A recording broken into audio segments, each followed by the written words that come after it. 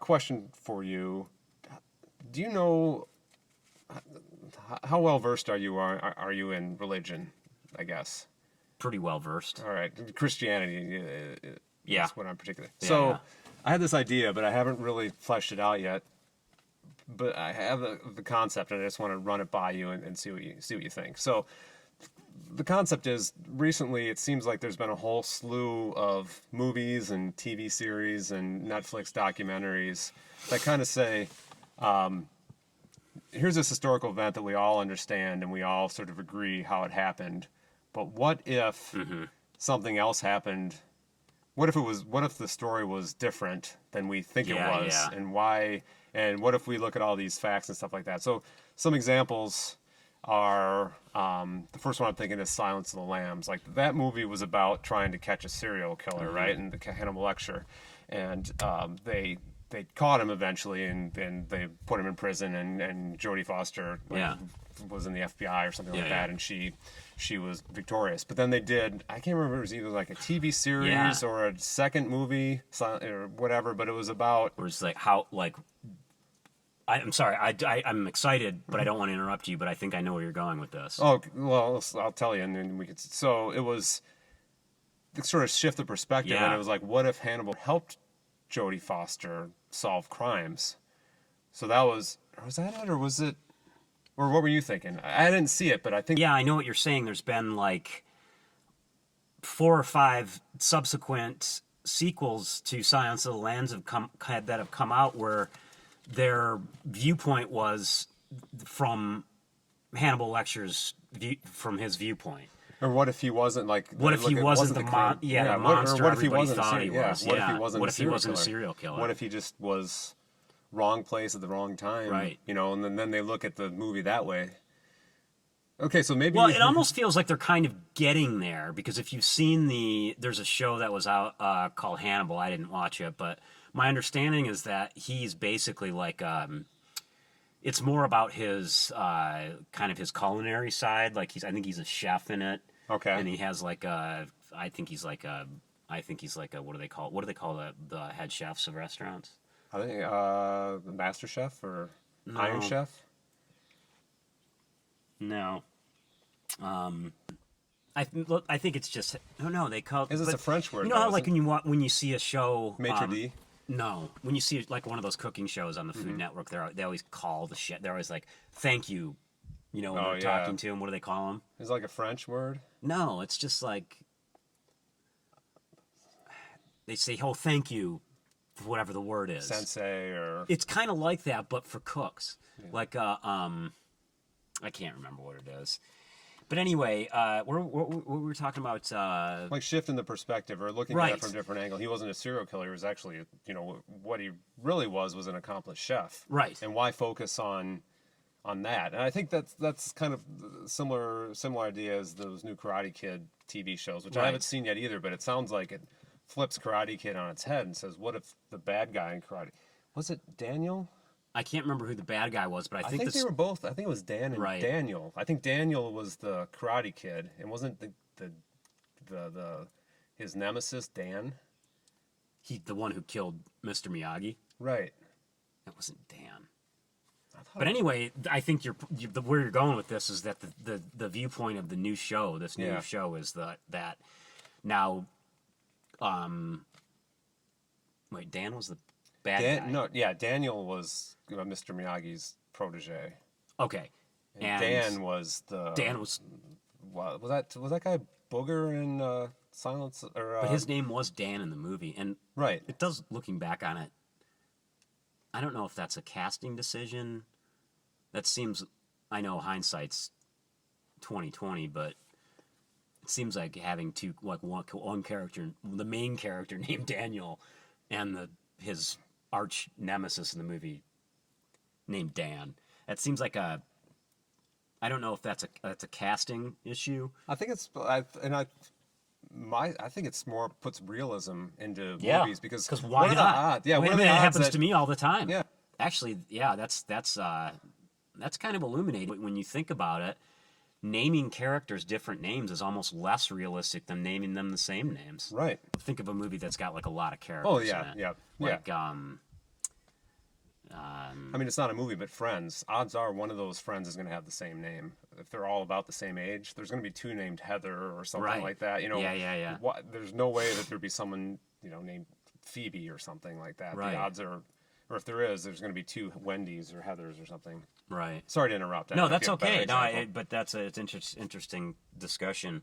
But it goes back to. Side note: it would be interesting, kind of see I didn't really see Friends, but it would be interesting to have a like a reunion. But let's bring this back down Okay. to earth here. There's parallels that you find in religion. Yeah, I think. Yeah, and there's the story I'm thinking about is, Judas he's sort of, about the worst thing you can call somebody is a Judas. Yeah. And it's because, he was one of Jesus's disciples, one of the 12, and what did he do? He contradicted Jesus once, and you can't contradict Jesus. Right. He's the Son of God. Who do you think you are? Whatever, and that's where I kind of need some help. Is what specifically did he contradict? Because I would like to look at that and then look at that from a current perspective and say, right, maybe Judas was right. So let's do a movie about maybe Judas isn't the bad guy in the situation. Maybe Jesus is, and why did everybody back then? Everything Jesus said was gospel. They I said, know they took it as gospel. Yeah, so you can't contradict Jesus. And then, was Judas really that bad of a guy? Let's look at what he said. Let's see if maybe there's some kernels of truth, or maybe there's a lot of truth in what he said. So that's what I was. I just wanted to point out that to make one thing clear, that Judas didn't just contradict Jesus; he betrayed Jesus. Well, I mean, and that's the problem I'm having is, how does a contradiction rise to the level of betrayal? That's what makes me. Well, he turned him in for money. What? Yeah, I think he turned him in for 30 pieces of silver.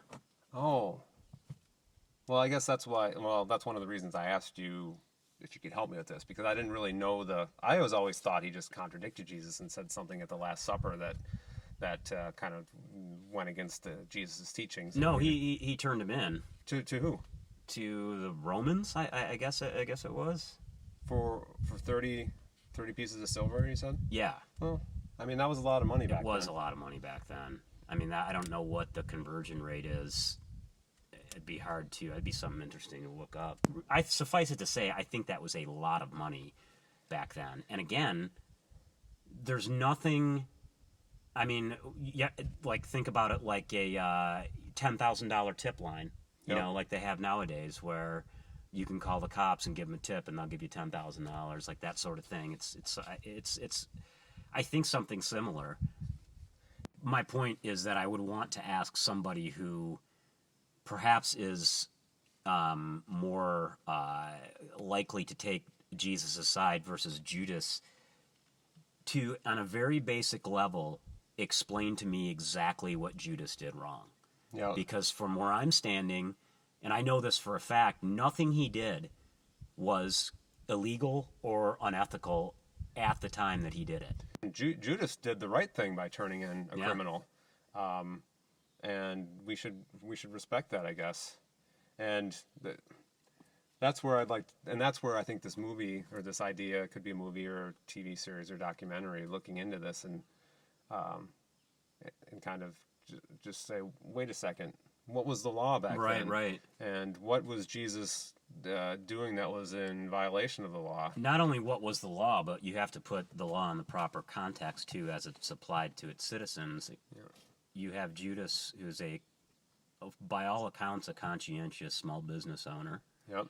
I'm not suggesting that he's more of a Roman citizen than Jesus was by virtue of that, but he was a landowner. Yep. He had his own business, and he was a job creator. Yep. And nobody's above the law. No, nobody's above the law. And Jesus was like trying to subvert the government, wasn't he? Yeah, I mean, when he started, well, I think when he went into the, I think he went into the Roman Colosseum and started throwing those tables around, papers around and stuff, and and pushed over the columns. Yeah, and yeah, he just he went in there. He was just enraged, man. And I try to put yourself in the position of Judas. You see somebody, running into the hallowed halls like that, and it's fight or flight. Right. And I don't know what I'd do in his shoes, but I think it's definitely worth a reevaluation. Yeah. Sort of. I think where this ends up is sort of maybe that I'm trying to think of a title, but maybe Judas colon the first patriot or something. Yeah. The truest America's first patriot. America's first patriot.